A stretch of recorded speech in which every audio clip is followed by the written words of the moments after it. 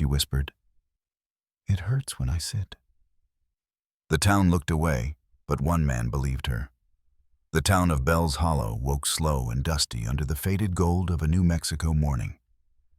Church bells hadn't rung yet, but the scent of cornbread and heat hung in the air like a curtain of silence. At the edge of the chapel's courtyard, Mary Ann stood with her arms full of heavy kitchen pots, her frame small beneath the weight. She was 19, but she moved like someone twice her age, careful, quiet, avoiding sudden steps like they might betray her. Inside the church kitchen, the preacher's wife barked orders while wiping flour from her apron. The women preparing Sunday supper were loud and quick with judgment, but Mary Ann moved around them like a ghost, saying nothing, touching nothing more than she had to. When she crouched to stack firewood near the stove, she winced. Barely a breath, barely a sound, but it was enough. One of the older women, Sister Darlene, paused as she passed behind her. "Why you moving like a colt with a sore leg, child?" Mary Ann stood up slowly. Her voice was dry when it came. "It hurts when I sit." Just that. A whisper. The room stilled for a heartbeat. Then Sister Darlene gave a tight smile, too polite to be kind. "Well, maybe if you didn't slouch so much," she said, and walked on. The other women went back to their chatter. No one asked what she meant. No one wanted to know. Mary Ann returned to scrubbing the stone steps behind the chapel where she could breathe without watching eyes. Her wrists were raw, and the hem of her dress was soaked through. She sat just for a moment on the edge of the bottom step. When her hips touched the stone, she flinched hard and bit her lip to keep from crying out. A breeze stirred the dust behind her. She thought she was alone until she heard the clink of a horseshoe striking stone. Across the road, under the shadow of the blacksmith's awning, a man leaned against the post, broad-shouldered, silent, watching. His face was hard-carved by time and smoke, with a beard peppered in gray, and eyes so still they seemed to study without blinking. Caleb Rye. The townsfolk called him a drifter, a loner, a man who stopped talking the day his wife and daughter died and hadn't wasted breath since. Mary Ann met his gaze only for a second. Then she stood, brushed her skirt, and disappeared around the corner. That night during evening service, she sat at the back of the chapel alone. Every wooden pew was polished smooth, with years of bodies pressing into them. But the moment she lowered herself, a sharp gasp escaped her lips. Not loud, but loud enough. A few heads turned. The preacher paused. Then he smiled wide and spoke louder, drowning her in the rhythm of his voice. Mary Ann looked down at her hands folded in her lap, trembling slightly. On her knuckles were thin marks like faded rope burns. She glanced toward the exit, and just outside the door caught a glimpse of a wide-brimmed hat in the twilight. Caleb, leaning against the hitch rail, arms crossed, unmoving. He hadn't come in, but he hadn't left either. Inside the chapel, the town sang hymns in harmony. Outside, one man stood still in the dust, watching what everyone else refused to see. The Reverend Silas Coates stood tall behind the pulpit, his hands pressed firm to the sides of his leather-bound Bible. He preached with fire in his chest and a smile sharpened by discipline. To the town, he was a man of great devotion, a guiding light in a place that clung to its rituals like a ship to anchor. He had baptized every child in Bell's Hollow for the last 2 decades. He buried fathers, married daughters, and never once missed a Sunday. He also owned the girl who swept his floors. Mary Ann had lived in the back room of the Coates house since she was 14, after her parents died of fever during the bad summer. The Reverend had taken her in, out of mercy, as he often reminded her. But there was no mercy in the dark corner where she slept, just a cot without a mattress and a rusted basin where she washed in silence. The Reverend's wife, Lucille, ran the household with the severity of a prison warden. She praised Mary Ann's humility to the churchwomen, called her sweet and grateful. But at home, Lucille corrected her posture with the back of a ladle and punished slowness with salt rubbed into scraped knuckles. That night after the service, Mary Ann returned to the Coates house alone. The Reverend stayed behind for a meeting with the church board. She entered through the back door, hands still smelling of candle wax and ash. In the dim kitchen, Lucille sat stitching a hymnal cover, not looking up as she spoke. "You embarrassed us," she said, crying out in church like a dog. Marianne said nothing. "You need to learn to sit still. You need to learn pain is part of obedience." Still, Marianne said nothing. Lucille set down her needle. "Go to your room. Tomorrow you'll scrub the chapel steps before sunrise. Maybe kneeling will remind you what you're here for." Marianne climbed the creaking stairs, every step an echo of strain in her back and thighs. In the attic room, she curled against the wall, clutching her threadbare blanket, knees pulled close. Through a crack in the roof, a star blinked in the distance. She didn't pray. She didn't cry, she just stayed awake. And out past the town limits, in the glow of dying embers, Caleb Rye sat on his porch polishing a horseshoe with slow, deliberate strokes. His hands were blackened by years of ash and steel. But he paused now, and then looking south toward the chapel as if listening for something no one else could hear. The wind swept down from the mesa like a sigh too tired to speak. In the half-light of morning, Caleb Rye was already at the forge behind his cabin, coaxing flame from coal with slow, practiced rhythm. His hands, burned and calloused, moved without needing thought. He hadn't spoken in days, didn't need to. The fire knew what he meant. The clanging of hammer against iron broke the stillness, but only for a moment. As the steel took shape under his will, Caleb's mind drifted again to the girl at the chapel, the way she moved as though her own body betrayed her, the way pain shimmered just beneath her skin, like bruises beneath a Sunday dress. He had seen that kind of pain before in war, in women who showed up at the back door of the fort begging for bread and silence, in his wife one winter night, when blood and life slipped from her faster than he could hold it in, but most of all, in his daughter. Her name had been Rose. She was soft-voiced and curious, with hair like corn silk, and a habit of leaving wildflowers on his anvil. She died at 7, caught in a fever that took half the county. Caleb had buried her himself beneath the cedar tree near the pasture, and when he placed the last stone, he folded his voice into the dirt with her. He hadn't spoken more than a handful of words since. Now, nearly 15 years later, something about Marianne had stirred that grave inside him. Back in town, Marianne knelt in front of the chapel steps, scrubbing with lye water and a stiff, bristled brush. The skin on her hands was pink and swollen. Her fingers cracked and bleeding. Her dress, threadbare at the elbows, had soaked through from the knees down. Each time she adjusted her posture, she winced just slightly, but no one paused to notice. She worked alone as the town buzzed around her. Men moved barrels, women traded eggs for cloth, and children chased dogs down the street. No one offered her water. No one asked why a young woman was scrubbing stone steps on her knees before breakfast. When the Reverend Coates passed by with his hands folded behind his back, he smiled as if proud. "Obedience brings blessings, child," he said. Marianne didn't answer. She didn't lift her head, just kept scrubbing. Across the road near the hitching posts, Caleb stood silently beside his cart, one hand on the worn strap of a feed sack, the other resting against his hip. His horse huffed softly beside him, but he didn't move to tie it. He was watching her. Their eyes met just for a breath. Hers were flat exhausted, suspicious. His were unreadable. She looked away first. Inside the store, Caleb bought a length of rope and a sack of nails.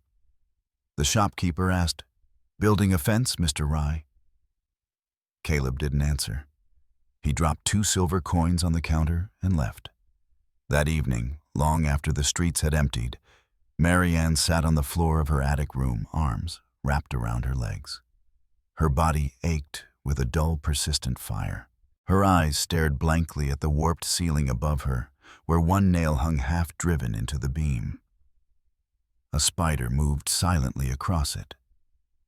Out on his porch, Caleb stared into the flames of his cook fire. The The rope from earlier lay coiled beside him untouched. In his lap, an old hunting knife sat half-sharpened. His thumb traced the edge of it slowly, not cutting, just remembering. He remembered what it liked to be too late. He remembered silence and how it buries you with the dead. And now, for the first time in years, he felt something else, an old rusted instinct rising, the need to protect, and the fear that this town would look the other way again. The next morning, just before sunrise, the town stirred to life beneath the sky, the color of old parchment. Bell's Hollow always woke early, as if daylight alone could cleanse whatever lingered from the night before. But the air this morning carried a heaviness that even the sun could not lift. Marianne stood at the pump behind the chapel, filling a metal bucket with trembling hands. Her knuckles were wrapped in linen now, and one eye bore the faded remnant of a bruise beneath light powder. She wore the same blue dress as the day before, dried stiff and patched at the waist. Her body moved slower than usual, but her silence remained unchanged. Inside the chapel, Reverend Coates practiced his sermon, reading aloud with gentle intensity about submission and grace. He never once mentioned justice. He rarely did. As Marianne passed the main street with her bucket, Caleb stepped into her path. He had come early, too early for it to be casual, and stood near the trough as though inspecting the woodwork. When she saw him, she stiffened, almost dropping the handle. "You all right?" he asked quietly. His voice was rough, deep, rarely used. Marianne didn't look up. She kept walking, but Caleb turned to follow her just 2 steps. He didn't reach for her, he didn't press, just said, "You don't have to stay quiet." She froze. Then, without turning, she replied, barely above the sound of wind, "That's what they told the last girl." And she kept walking. Caleb stood still for a long while after that. Later that morning, he walked to the sheriff's office, boot heels echoing against the wood planks. Sheriff Myron Hensley was leaning back in his chair with a toothpick in his mouth and a rifle across his lap. He looked up unsurprised. "Well, I'll be. Caleb Rye in town twice in 2 days. Must be the end times." Caleb said nothing at first. Then, "The girl at the chapel, she's hurt." The sheriff arched an eyebrow. "Girl? You mean Marianne, the Reverend's ward? She's not fine. Is that what she told you?" "No, she didn't have to." The sheriff chewed his toothpick. "Listen, I know you've been out there on your own for years, and I respect a man who keeps to himself. But you come in here with hearsay about a preacher and his wife, people who feed that girl and give her roof without proof." He leaned forward. "You're going to find yourself the talk of town, and not in the good way." Caleb's jaw clenched, but he said nothing. Sheriff Hensley sighed. "Don't poke at things you don't understand. Sometimes keeping the peace means leaving well enough alone." Caleb turned and left. By late afternoon, word had spread in whispers that Caleb Rye had taken an interest in the girl that he was meddling. That perhaps the years alone had turned his mind soft, or worse. Inside the Coates' home, Marianne stood at the window with her hands pressed to the frame. She had seen Caleb speaking to the sheriff. She didn't know why that mattered, but somehow it did. That night, when the house grew quiet and the oil lamps were blown out, Marianne did not sleep.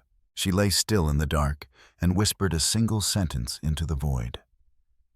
"Please don't stop noticing." The scent of iron and oil still lingered in Caleb Rye's clothes as he stood beside the corral, staring past the hills with a posture carved in stone.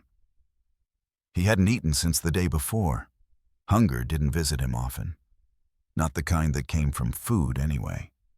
Inside his barn, hanging by the door, was a satchel he hadn't touched in years, one that once held his daughter's hair ribbons and the wooden horse he'd carved for her on her 6th birthday.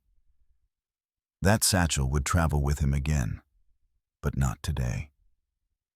He kept hearing her voice, Marianne's voice, low, dry, honest.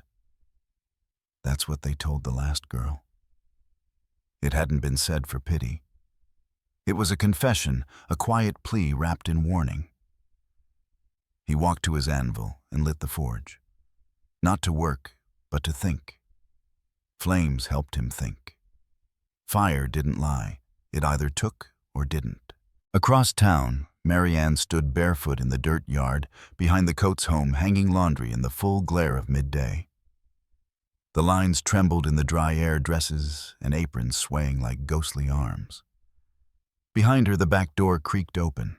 "Still got enough strength to lift linens," came Lucille Coates' voice. "Then I suppose your back ain't broken?" Marianne didn't reply. She just reached for another sheet.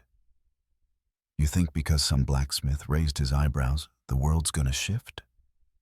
Lucille stepped forward now, voice lower. "Let me tell you something, girl. Men like Caleb Rye come sniffing around when they want something broken to fix. You think he sees you? He sees a burden." Marianne turned slightly. Her voice was quiet, but it no longer trembled. Better to be a burden than a ghost. Lucille slapped her hard across the mouth.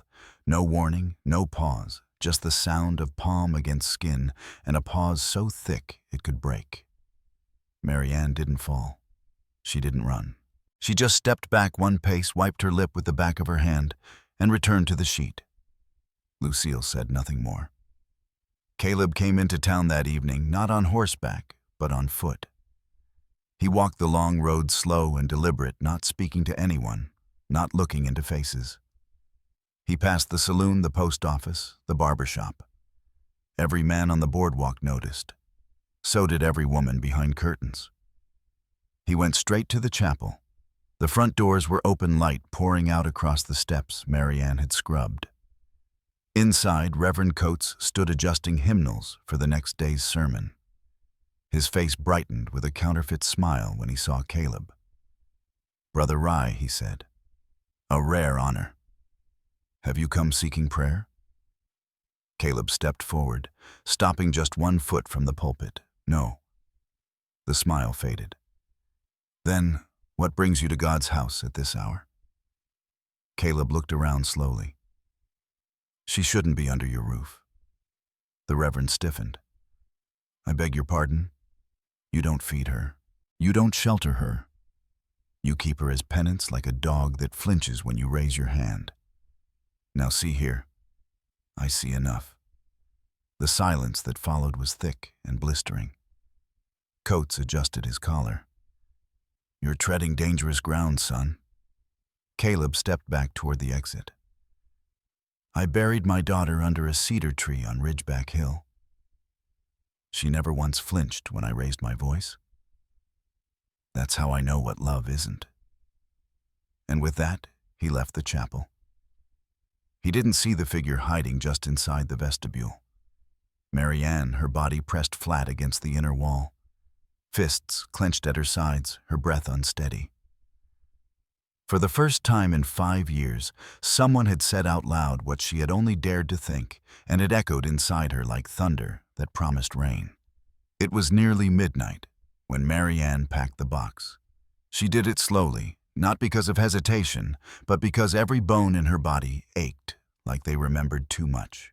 In the dim attic light, she wrapped her shawl around a small tin of ointment, the kind she used when the bruises ran too deep for fabric to hide. She added a sewing needle, a Bible with pages worn soft at Psalm 71, and a faded photograph of her parents, creased in the middle where she'd folded it too many times to count. No shoes, just a scarf, a handful of coins, and a single hairbrush with broken teeth. She closed the box, tied it with twine, and crept down the stairs barefoot, careful not to let the wood groan beneath her. In the parlor, Lucille lay snoring in her rocker mouth, slack a whiskey glass at her feet. The Reverend wasn't home off on one of his council calls, though Marianne knew better. He often returned after midnight, smelling of pipe smoke and rose perfume, muttering scriptures no one had asked for. At the door, she paused. Then she bent, placed the box down carefully on the threshold, and tucked a folded note beneath the twine. Her handwriting was small and steady. "If anything happens to me, please give this to the man who noticed." She didn't sign it. She didn't have to. and then she slipped out into the dark. Outside town, clouds rolled over the moon like secrets too heavy to hold. Caleb sat by his forge, sharpening the last of his blades. The sound of steel on stone was steady, one stroke after another, not rushed, not idle. He was not a man who waited for signs, but something in him stirred like a mule sensing a storm. When he heard the knock, it wasn't loud. Just 2 taps. Hesitant. He opened the door and found her there. Marianne, soaked from the mist hair clinging to her face, dress wrinkled and torn at the hem. Her eyes weren't crying, but they held the look of someone who used to. "I'm sorry," she whispered. Caleb stepped aside without a word. Inside, he placed a blanket around her shoulders and poured warm water into a basin. She didn't resist when he took her hand and checked her wrists. Didn't flinch when he handed her a cup of broth. Didn't speak again that night, not until the fire burned low and the silence between them felt less like distance and more like shelter. "I left everything," she said. "Good," he replied. She looked at him. "That's all you'll say?" Caleb met her gaze. "Sometimes leaving is louder than shouting." She smiled, but only a little. Then she leaned her head against the armrest of the chair and closed her eyes, not to sleep but to rest in a room where no one asked anything of her. In the early light of the next morning, the Reverend stood at his doorstep in his long coat, staring at the box by the door. He saw the twine, the handwriting, the emptiness of the hallway behind him. Lucille stepped out behind him, hairpin tight. "She's gone." Coates didn't speak, just picked up the box and turned toward the road. "You think it was that blacksmith?" she asked. He paused. "I think it's time the town remembered who built this church." His tone was calm, too calm. Lucille narrowed her eyes. "You gonna make a sermon of it?" He looked ahead, voice like stone. "No, I'm going to make an example." The road out of Bell's Hollow twisted between dry gullies and brittle cottonwoods, silent under the weight of things left unsaid. Marianne sat on the edge of Caleb's porch, wrapped in his old army coat, staring at the sky like it might answer her. She hadn't asked for anything, not food, not protection, not sympathy, and Caleb hadn't offered words. He brought her coffee that morning, strong and bitter, and nodded once when she thanked him. That was enough. Inside the cabin, the table was bare, except for the small box Marianne had carried in her arms, the one she'd taken back before dawn, when she realized she couldn't leave it behind. Caleb hadn't asked what was in it. He never asked things that didn't matter. Around midday, the sound of hooves rose in the distance, slow, deliberate. Caleb stepped out to meet it. Marianne stayed seated, tense but still. The sheriff rode up with dust on his boots and suspicion in his eyes. "Morning," he said. "Heard you had company." Caleb said nothing. The sheriff nodded toward the porch. "Word is she walked out on the Reverend's house. You aware that girl's under church care? She's not property." "No," the sheriff agreed. "But in this town, reputation is currency, and Reverend Coates don't like folks stealing his." Caleb crossed his arms. "He ain't owed a thing he didn't earn," the sheriff sighed. "Look, Caleb, just bring her back. Let this quiet down." Caleb didn't blink. "She stays." Marianne stood slowly, voice steady. "I'm not a fugitive?" The sheriff looked at her, really looked, and something shifted in his expression. He saw the faint swelling along her jaw, the thin scars along her wrists, signs he hadn't wanted to see before. He adjusted the reins. "Fine, but I'll tell you both now. Coates won't take this lying down." And with that, he rode off. That evening, as the sky dimmed to copper, Caleb hitched up his mule and cart. Marianne stood beside the barn, confused. "You're leaving?" He shook his head. "We are. I don't want to run. Not running. We're moving forward." She hesitated, then climbed onto the bench beside him. They didn't say another word for miles. As they passed the outer edge of town, Caleb reached into his coat pocket and handed her something small, a folded scrap of paper. She opened it. It was a map, hand-drawn rough, marking a trail toward Dry Creek Ridge. "Safe house?" she asked. "No, just space. I got friends near the canyon, old army folk. Nobody asks questions there." She folded the paper again and tucked it into her dress. Behind them, the town was growing darker, and inside the chapel, Reverend Coates lit a candle and spoke aloud to no one. "I warned her," he muttered, then louder to the shadows. "They think they're safe. But every soul in this town still answers to God." He placed Marianne's box on the altar and smiled. The sun had not yet touched the horizon when the church bell rang, not for prayer but for judgment. Reverend Coates stood at the front steps of the chapel in full Sunday attire, though it was only Wednesday. His coat was pressed, his collar starched, his voice rehearsed. Townsfolk began to gather, uncertain but obedient. The Reverend rarely summoned them without warning, and never on a workday. That alone made them nervous. Inside the chapel, Marianne's box sat atop the pulpit like a relic waiting to be blessed or burned. Lucille stood at her husband's side, chin high, arms folded like a statue. She hadn't spoken a word to anyone since Marianne disappeared, but now her presence was louder than any testimony. Coates raised his hand. The murmurs fell quiet. "My flock," he said. "We find ourselves in a moment of great trial." He gestured toward the box. "This girl, this lost, misguided soul, was taken in by this church. We clothed her, we fed her, and in return she has turned her back on the word. She consorts now with a man who does not kneel in prayer, who does not pay tithe, who does not fear judgment." He let the words hang, then softer. "But the Lord sees, and the Lord delivers." That same morning, beyond the ridge, Caleb and Marianne reached an old homestead nestled between cottonwoods and sandstone. It wasn't much, just a frame house, half-rotted, a small spring, and a rickety barn. But it was far, and it was quiet. Caleb set down the supplies while Marianne explored the edge of the property. She moved slower now, but lighter, like the air itself weighed less here. "I could fix the shutters," she said. Caleb nodded. "We'll need them before the rains. Rains don't come until summer." He looked at her then. "Planning to stay that long?" Marianne didn't answer, but her smile said enough. Back in Bell's Hollow, the sheriff paced the steps of his office, uneasy. The townspeople had left the chapel murmuring about sin, reputation, and the blacksmith who corrupted the girl. But there were doubts now, splinters of uncertainty in the eyes of the women especially. Sheriff Hensley took one more look toward the church, then mounted his horse. He didn't ride toward the chapel, he rode toward Ridgeback. At the canyon edge, the wind shifted. A hawk passed overhead.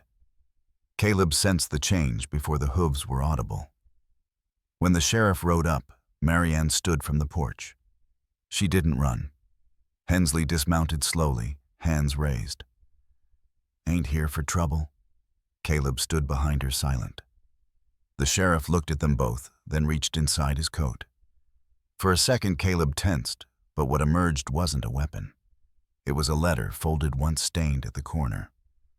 "Found this at the telegraph office," the sheriff said.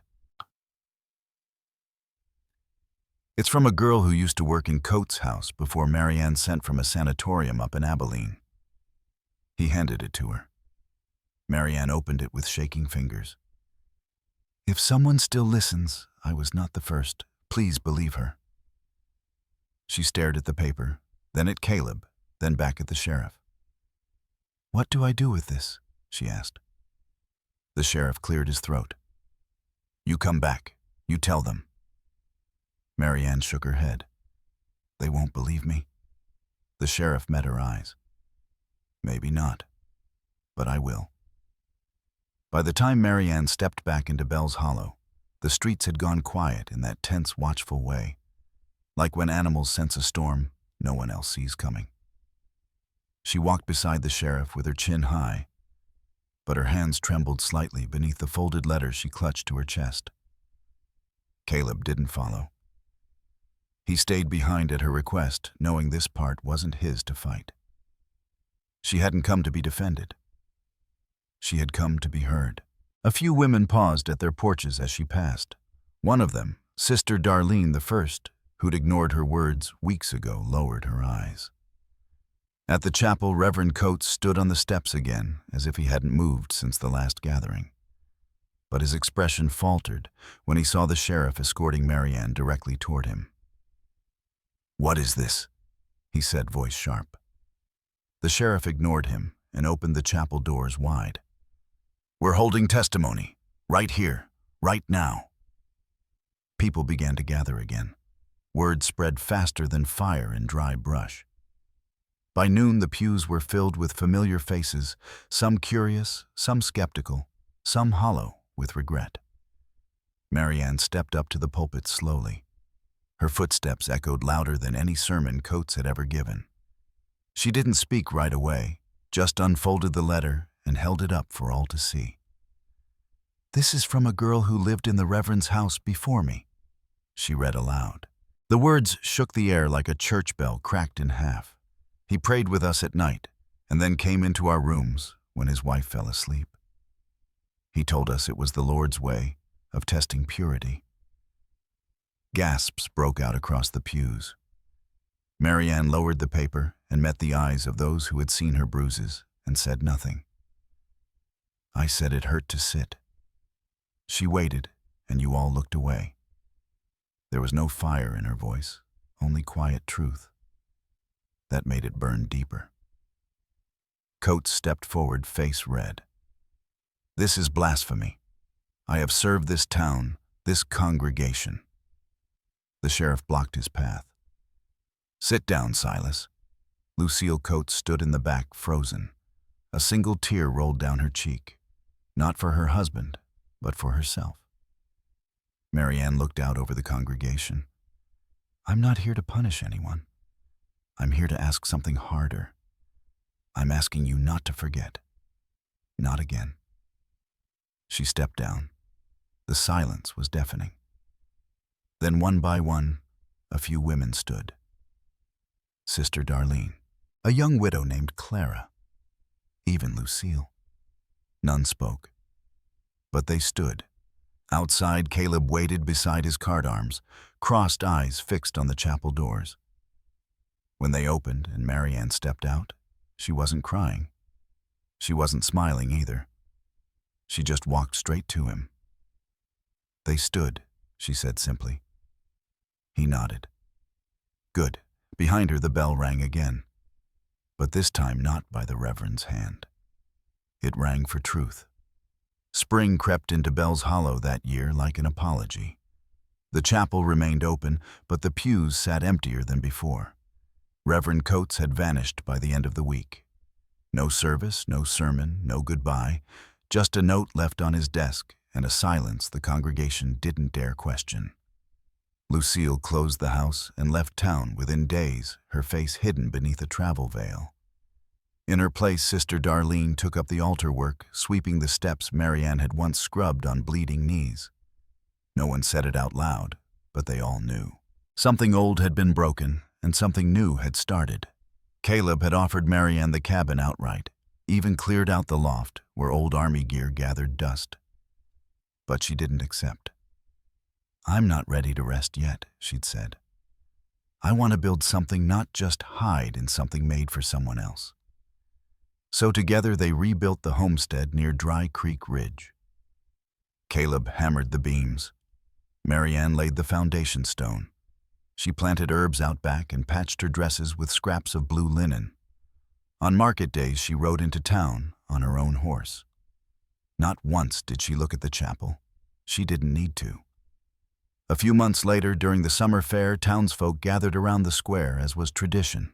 Children tugged at corn cakes, fiddlers played old waltzes, men traded tools and talk, and then they saw her, Marianne, stepping from her wagon dress, clean face calm.